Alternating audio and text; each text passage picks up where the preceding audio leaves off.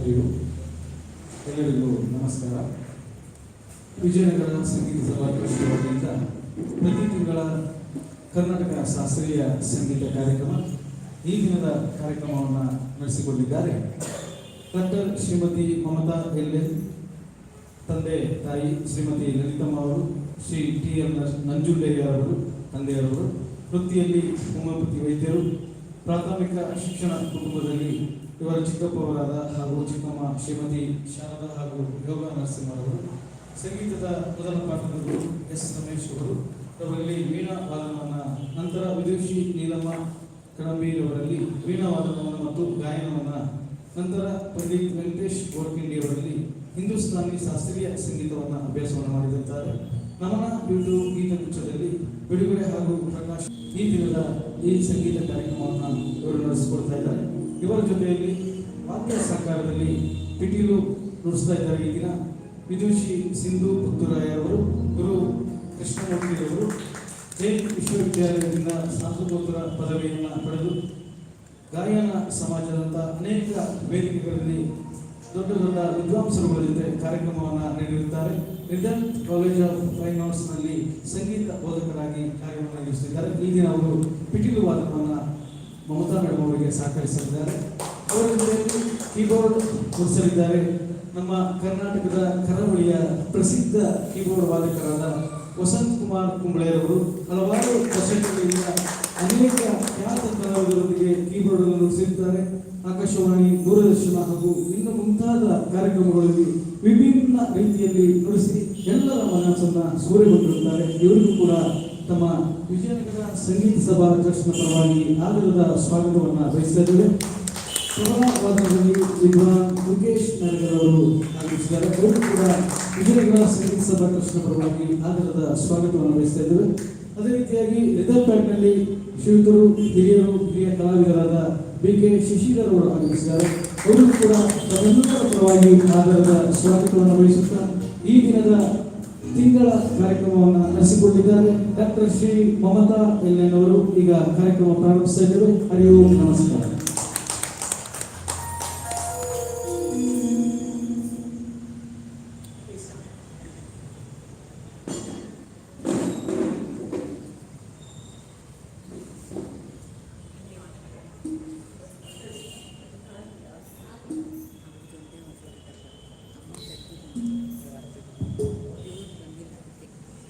ಶ್ರೀ ಗುರುಭ್ಯೋ ನಮಃ.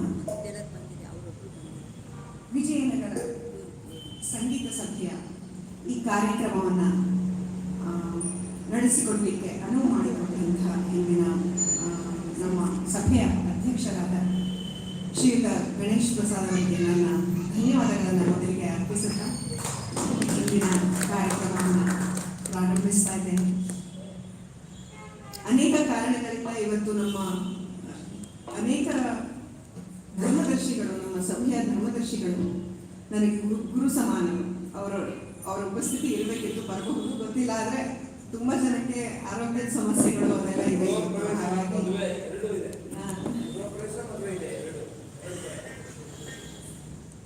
ಆದರೂ ಅವರಲ್ಲಿ ನನ್ನ ನಮನಗಳು, ಅದನ್ನು ತಾವು ಸಲ್ಲಿಸ್ತಾ ಇದ್ದೇನೆ.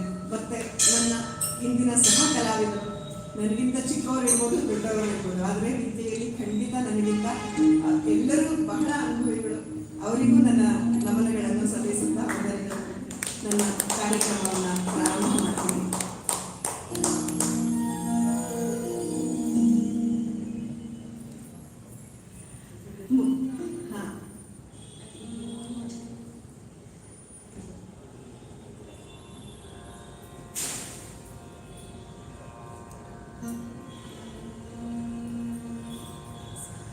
ಮೊದಲಿಗೆ ಗಣೇಶ ವಂದನೆ ನನ್ನ ಒಂದು ಸ್ವಂತ ರಚನೆಯೊಂದಿಗೆ ಪ್ರಾರಂಭ ಮಾಡ್ತಾ ಇದ್ದೇನೆ. ರಾಗ ಬೈರಾಗಿ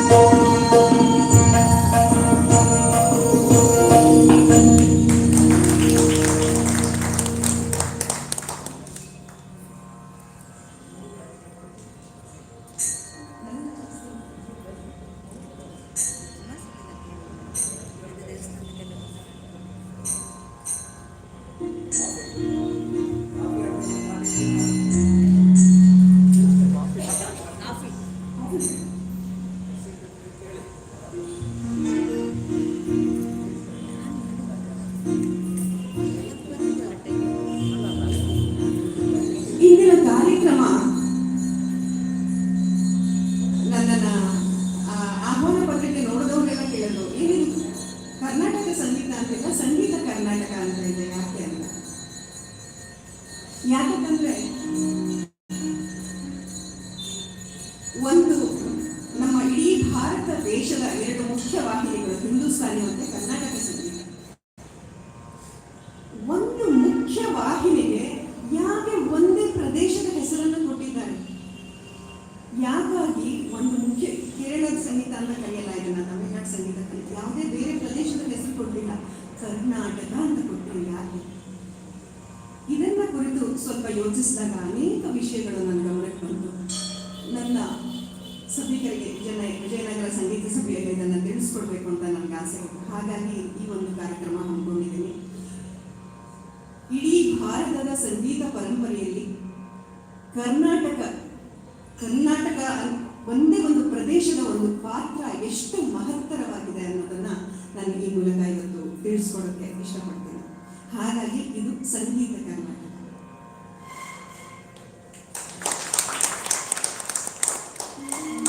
ಮತ್ತೆ ಇಲ್ಲಿ ತುಂಬಾ ಬಹುಶ್ರುತ ಕೆಲವು ಶ್ರೋತೃಗಳಿದ್ದೀರಾ, ಬೇರೆಯವ್ರಿಗೆ ಅವಕಾಶ ಕೊಡಿ ಉತ್ತರ ಕೊಡಕ್ಕೆ.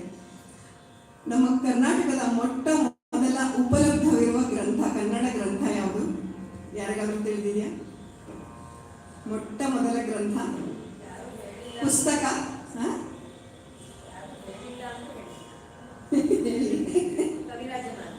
ಬರೆದವರು ಅಮೋಘ ವರ್ಷ ಅಥವಾ ನೃಪತುಂಗ ಅಂತ ಕರೆ.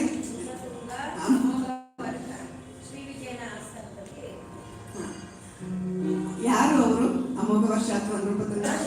ರಾಷ್ಟ್ರಕೂಟರ ದೊರೆ. ನಮ್ಮ ರಾಷ್ಟ್ರಕೂಟರ ದೊರೆ ಸುಮಾರು 2ನೇ ಶತಮಾನದಲ್ಲಿ ಬರೆದಿರುವಂತಹ ಒಂದು ಗ್ರಂಥ. ಕನ್ನಡಿಗರನ್ನ ಹೇಗೆ ಬಣ್ಣಿಸ್ತಾನೆ ಅವನು ಅಂತಂದ್ರೆ, ಕುರಿತೋದದೆಯು ಕಾವ್ಯ ಪ್ರಯೋಗ ಮತಿಗಳು. ಓದು ಬರಹ ಬರದೇ ಇರುವಂತಹ ನಿರಕ್ಷರಸ್ಥರು ಕೂಡ ಕಾವ್ಯವನ್ನು ಸೃಷ್ಟಿಸುವಂಥ ಬುದ್ಧಿಮತ್ತೆಯನ್ನ ಉಳ್ಳಂತಹ ಜನ ಕನ್ನಡ ಜನ ಅಂತ 2ನೇ ಶತಮಾನದಲ್ಲಿ ಅಮೋಘ ವರ್ಷ ನೃಪತುಂಗ ಹೇಳ್ತಾನೆ ಕವಿರಾಜ ಮಾರ್ಗದಲ್ಲಿ. ನಮಗೆ ಅದು ಮೊದಲನೇ ಗ್ರಂಥ ಅನ್ನೋದು ತಪ್ಪಾಗತ್ತೆ, ಯಾಕಂದ್ರೆ ಉಪಲಬ್ಧವಿರೋ ಮೊದಲ ಗ್ರಂಥ ಅದು. ಯಾಕಂದ್ರೆ ಅಷ್ಟೊತ್ತಿಗಾಗಲೇ ಅವನ ಹೆಸರು ಅದನ್ನ ಕವಿ ರಾಜಮಾರ್ಗ, ಅಂದ್ರೆ ಕವಿಗಳು ಹೇಗೆ ಕಾವ್ಯವನ್ನು ಬರೀಬೇಕು ಅನ್ನೋ ಮಾರ್ಗವನ್ನು ಹಾಕಿಕೊಟ್ಟಂತ ಕಾವ್ಯ. ಅದಕ್ಕೂ ಮುಂಚೆ ಕವಿಗಳು ಇರಲೇಬೇಕಲ್ವಾ? ಕಾವ್ಯ ಬರೆದಿರ್ಲೇಬೇಕಲ್ವಾ ಇಷ್ಟೊಂದು, ಆವಾಗ ತಾನೇ ಇನ್ನೊಬ್ರು ಹೀಗೆ ಬರೀರಿ ಅಂತ ಹೇಳೋದಕ್ಕೆ ಸಾಧ್ಯ. ಹಾಗಾಗಿ ಉಪಲಬ್ಧವಿರುವ ಮೊದಲ ಕೃತಿ ಕವಿರಾಜಮಾಲ. ಹಾಗೆ ನೋಡ್ತಾ ಬಂದಾಗ ಅಂಥ ಒಂದು ಪರಂಪರೆಯನ್ನು ಹೊಂದಿರುವಂತಹ ನಾಡು ನಮ್ಮ ಜನ, ಅಷ್ಟು ಮೇಧಾವಿಗಳು ಕನ್ನಡ ಜನ. ಇಲ್ಲಿ ನಾವು ಹಿಂದೆ ನೋಡಿದಾಗ ಭಾರತೀಯ ಸಂಗೀತದ ಮೂಲ ಯಾವುದು, ಎಲ್ಲಿಂದ ಹುಟ್ಟಿತು ಸಂಗೀತ ಅಂತ ಅಂದ್ಕೊಂಡ್ರೆ ನಾವು ಭಾರತೀಯ ಸಂಗೀತ ಸಾಮವೇದ. ಮೊಟ್ಟ ಮೊದಲಿಗೆ ಸಾಮವೇದದಲ್ಲಿ ನಾವು ಸಂಗೀತವನ್ನು ಕಾಣಬಹುದು. ಹಾಗಾಗಿ ಅಲ್ಲಿಂದ ಬಿಟ್ಟರೆ ಒಂದು ಗ್ರಂಥವಾಗಿ, ವೇದಗಳು ಯಾವುದೇ ಗ್ರಂಥಗಳಲ್ಲ, ಅವುಗಳನ್ನು ಕೇಳಿ ಅದು ಬಾಯಿಂದ ಬಾಯಿಗೆ ಬರುತ್ತಿರುವಂಥದ್ದು ಶ್ರುತಿಗಳು. ಗ್ರಂಥ ಅಂತ ತಗೊಂಡಾಗ ನಮಗೆ ಸಿಕ್ಕೋದು ಭರತನ ನಾಟ್ಯಶಾಸ್ತ್ರ. ಮೊಟ್ಟ ಮೊದಲನೇದಾಗಿ ನಾಟ್ಯಶಾಸ್ತ್ರದಲ್ಲಿ ಸಂಗೀತದ ಬಗ್ಗೆ ಬರುತ್ತೆ. ನಾಟ್ಯ ಅಂದ್ರೆ ಸಂಗೀತ. ಅಂಥ ಒಂದು ಪುಸ್ತಕ ಬಿಟ್ಟರೆ, ಹಾಗೆ ಇಡೀ ಭಾರತದಲ್ಲಿ ನೋಡ್ಕೊಂಡು ಬಂದಾಗ ಎಲ್ಲಿ ಇನ್ಯಾವ ಪುಸ್ತಕ ಸಿಗುತ್ತೆ ನಮಗೆ, ಇನ್ನೆಲ್ಲಿದೆ ನಮಗೆ ಸಂಗೀತಕ್ಕೆ ಒಂದು ಆಧಾರ ಗ್ರಂಥ, ರಕ್ಷಣಾ ಗ್ರಂಥ ಅಂತ ನೋಡ್ಕೊಂಡು ಬಂದಾಗ ನಮಗೆ ಸಿಗೋದಂತಂದ್ರೆ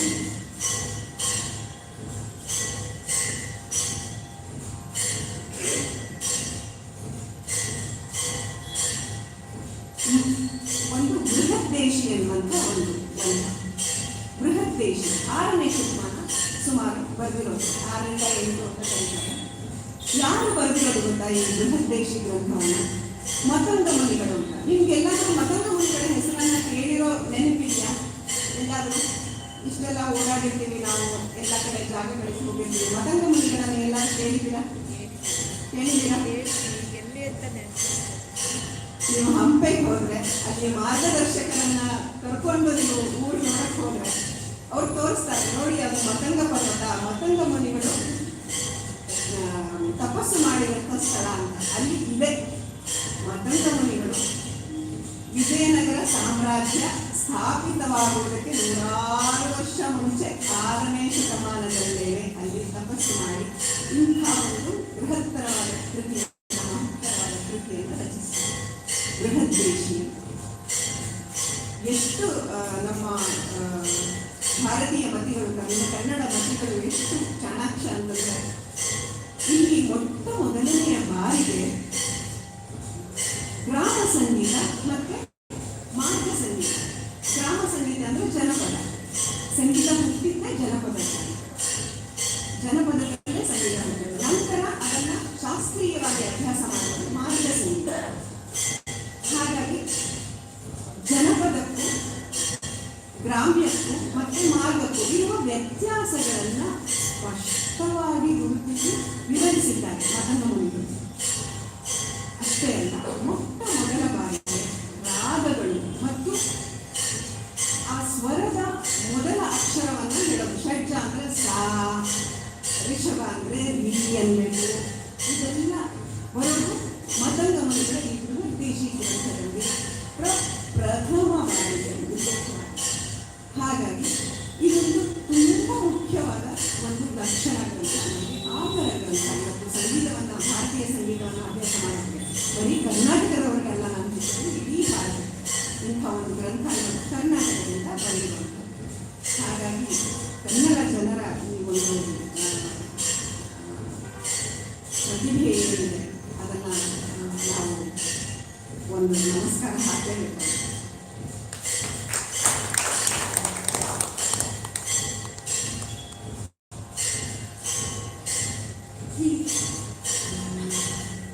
ಭಾರತೀಯ ಸಂಗೀತ ಪರ್ಷಿಯನ್ನರ ಆಕ್ರಮಣವಾಗಿ ಈ ಹಿಂದೂಸ್ತಾನಿ ಅಂತ ನಾವು ಉತ್ತರ ಭಾರತದಲ್ಲಿ ಏನು ಕರಿತೀವಿ, ಈ ಕವಲು ಒಡೆಯೋದಕ್ಕೆ ಮುಂಚೆ ಇಡೀ ಭಾರತದಾದ್ಯಂತ ಒಂದೇ ರೀತಿಯ ಸಂಗೀತ ಇರ್ತಿತ್ತು.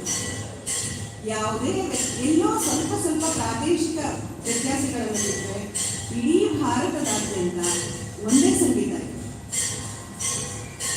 ಮೊಘಲರು ಬಂದ ಮೇಲೆ ಪಶ್ಚಿಮದ ಸಂಗೀತ ವ್ಯತ್ಯಾಸ ಮಾಡಿದ್ಮೇಲೆ ಅದೊಂದು ಕವಲಾಗಿ ಹೊಡಿತು ಹಿಂದೂಸ್ತಾನಿ. ಅದಕ್ಕೆ ಈ ಮುಂಚಿನ ಒಂದು ಪರಂಪರೆ ಏನಿತ್ತು ಉತ್ತರ ಭಾರತದಲ್ಲಿ ಇವಾಗಲೂ ಹಾಡ್ತಾರೆ ಅಂಥವ್ರನ್ನ ಇಂಥ ರಚನೆಗಳನ್ನ. ಆದರೆ ಅಪರೂಪ ಖಯಾಲ್ ಗಾಯನ ಅಂತ ಇವಾಗ ಹಾಡ್ತಾರೆ ಹಿಂದೂಸ್ತಾನಿನಲ್ಲಿ. ಅದಕ್ಕೂ ಮುಂಚೆ ಇದ್ದಿದ್ದು ಒಂದು ಪ್ರಕಾರ ಹೇಳ್ತೀನಿ, ತಮಗೆಲ್ಲ ಯಾರಾದರೂ ಕರ್ನಾಟಕ ಸಂಗೀತದ ಇದು ಗೊತ್ತಿರೋರು ಅದನ್ನು ಗುರುತಿಸ್ಬೋದು. ಹೇಗಪ್ಪ ಹಾಡ್ತಾ ಇದ್ರು ಅಂದರೆ, ಒಂದು ರಾಗ ತಗೊಳ್ಳೋದು, ಒಂದು ರಾಗವನ್ನ ಪೂರ್ತಿ ಆಲಾಪನೆ ಮಾಡೋದು, ಆ ರಾಗದಲ್ಲಿ ತನಾನ ಅಂತ ತಾನವನ್ನ ಪ್ರಸ್ತುತಪಡಿಸೋದು, ನಂತರ ಒಂದು ಸಣ್ಣ ಚಿಕ್ಕ ಭಾಗವನ್ನ, ಒಂದು ಸಾಹಿತ್ಯದ ಭಾಗವನ್ನು ಆ ರಾಗದಲ್ಲಿ ಹಾಡೋದು. ಏನು ನೆನಪು ಬರುತ್ತೆ ಇದು ನಮಗೆ? ಏನು ನೆನಪು ಬರುತ್ತೆ? ಕರ್ನಾಟಕ ಸಂಗೀತದಲ್ಲಿ ರಾಗಂ ತಾನಂ ಪಲ್ಲವಿ ನಾವೇನು ಹಾಡ್ತೀವಿ ಅದು ಎಲ್ಲ ಇಡೀ ದೇಶದಾದ್ಯಂತ ಒಂದು ಪ್ರಕಾರವಾಗಿತ್ತು. ನನ್ನ ಮುಂದಿನ ಪ್ರಸ್ತುತಿ ರಾಗಂ ತಾನಂ ಪಲ್ಲವಿ ಚಂದ್ರಕಾಂತ್ ಸರ್.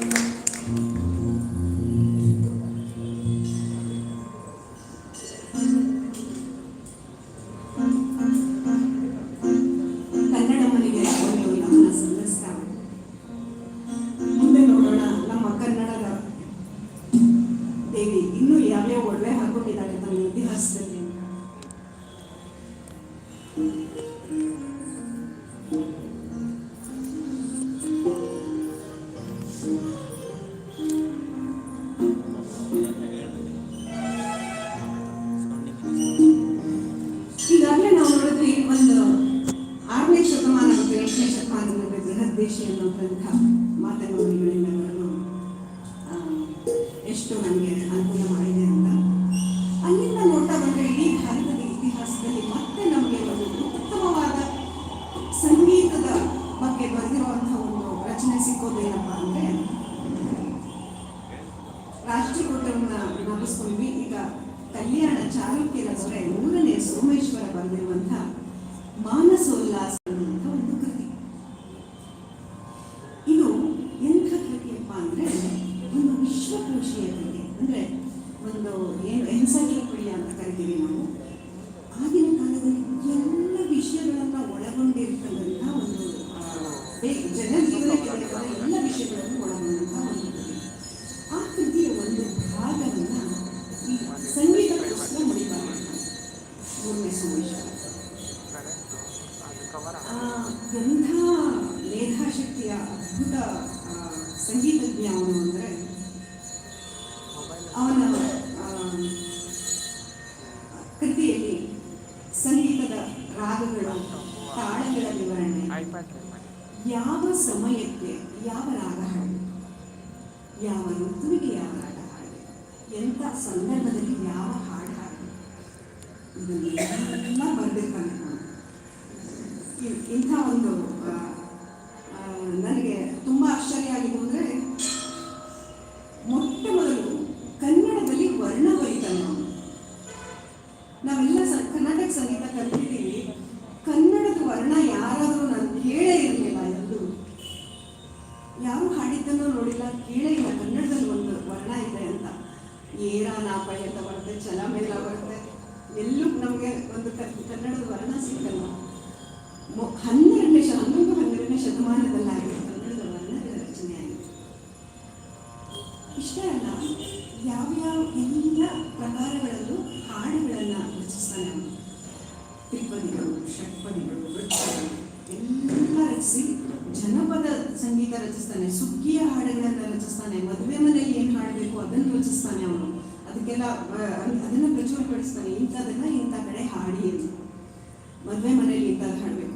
ಇಷ್ಟೇ ಅಲ್ಲ, ನಾವು ಯಾವಾಗಲೂ ನೋಡ್ತೀವಿ ಮಾರ್ಚ್ ಸಾಂಗ್ಸ್ ಅಂತ. ನಮಗೆ ಏನೋ ಪಾಶ್ಚಾತ್ಯರು ಅದನ್ನು ನಾವು ತಂದ್ಕೊಟ್ಟಿದ್ದಾರೆ ಅಂತ ಅನ್ನೋ ಭ್ರಮೆ ನಮಗೆ. ಸೈನಿಕರು ಯಾವ ಹಾಡು ಹಾಡಬೇಕು, ವಿಜಯೋತ್ಸಾಹದಲ್ಲಿ ಯಾವ ಹಾಡು ಹಾಡಬೇಕು, ಸಮಯ ಕಳೆಯೋದಕ್ಕೆ ಯಾವ ಹಾಡು ಹಾಡಬೇಕು, ಅದನ್ನು ಕೂಡ ಸೋಮೇಶ್ವರ ಬರೆದಿಟ್ಟಿದ್ದಾರೆ. ಅಷ್ಟೇ ಅಲ್ಲ, ಶೀಘ್ರ ಲಯದ ಹಾಡುಗಳು. ಈಗಿನ ಕಾಲದ ಮಕ್ಕಳು ಎಲ್ಲ ಇಷ್ಟಪಡ್ತೀವಲ್ವ, ರ್ಯಾಪು, ರಾಕು, ಪಾಪು, ಇಷ್ಟ ತಾನೆ ಎಲ್ಲ. ಶೀಘ್ರ ಲಯದ ಹಾಡುಗಳು, ಇದೆಲ್ಲ ಹೆಸರುಗಳಿದೆ. ಕನ್ನಡದಲ್ಲಿ ಏನಂತ ಕರೀತಾರೆ ಅಂತ ಶೀಘ್ರ ಲಯದ ಹಾಡುಗಳಿಗೆ ಯಾರಿಗಾದ್ರೂ ಗೊತ್ತಿದೆಯಾ? ನನಗೂ ಗೊತ್ತಿರಲಿಲ್ಲ ಇದನ್ನೆಲ್ಲ ಓದಕ್ಕೆ ಮುಂಚೆ. ಚಚ್ಚಾರಿಗಳು ಅಂತ ಕರೀತಾರೆ.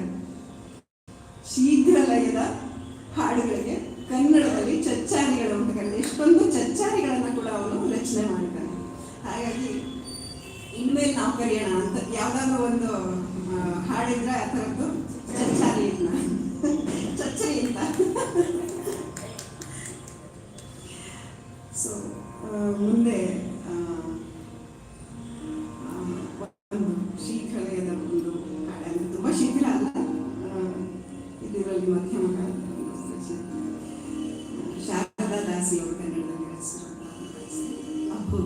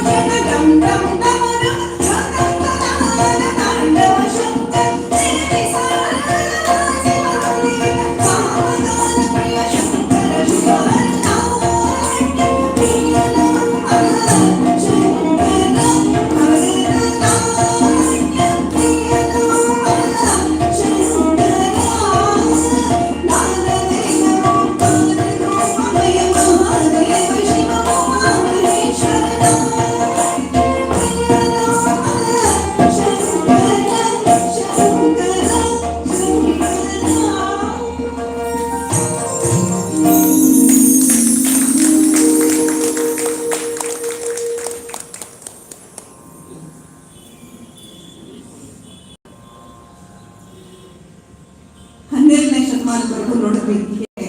ಕ್ರಿಸ್ತ ಪೂರ್ವದಿಂದ ಆರಂಭವಾಗಿ ನಮ್ಮ ಕನ್ನಡದ ಸಂಗೀತದ ಪರಂಪರೆ ಬಂದಿದೆ ಅಂತ. 3ನೇ ಸೋಮೇಶ್ವರನ ಒಂದು ವಿಶ್ವಕೋಶೀಯ ಕೃತಿನ, ಅದ್ಭುತವಾದಂತಹ ಕೃತಿ ಮಾನಸೋಲ್ಲಾಸ ಅಂತ ನಾನು ಹೇಳಿದೆ. ಅವನದೇ ಇನ್ನೊಂದು ಕೃತಿ ಮುಂದೆ ನಮ್ಗೆ ತುಂಬಾ ಅದ್ಭುತವಾಗಿ ಕೊಡ್ತಾನೆ. ಅವನ ಮಗ